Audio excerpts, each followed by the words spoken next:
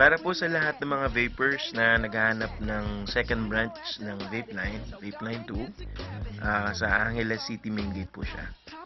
Ang mga landmarks po na hanapin natin is kung pamilyar po kayo sa 7-Eleven sa Main Gate Terminal at ang mga nakapaligid po sa kanya kung pamilyar po kayo sa Astro Park, Hoxton College, doon po sa side ng street na yon, yung tinatawag nila na First Street.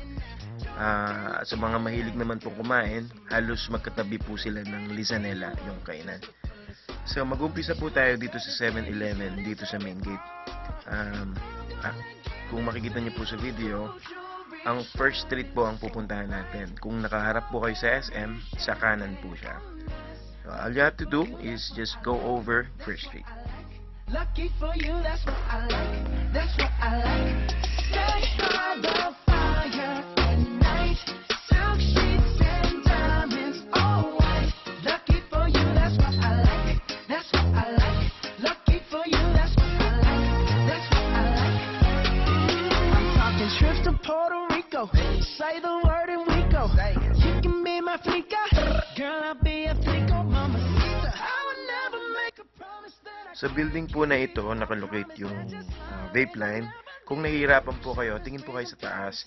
Meron po tayong Panaflex doon. And sa taas po niya, nandun po yung signage din ng Cebuana Luwilier.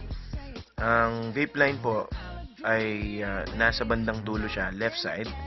And nakikita niyo po dito, vape shop. Ayan, yan po yung vape line 2. And open po kami 11 a.m. to 11 p.m. And so sa lahat po ng mga vapers, sana makapasyal po kayo. We have lots and tons of mods and atis, and we have also loyalty cards. And we have our Pride, Pangmasa, Blind Monkey, Apocalypse, Bad Grandpa. Sana po makapasyal kayo. We have loyalty cards to give away, and sana po makita kita.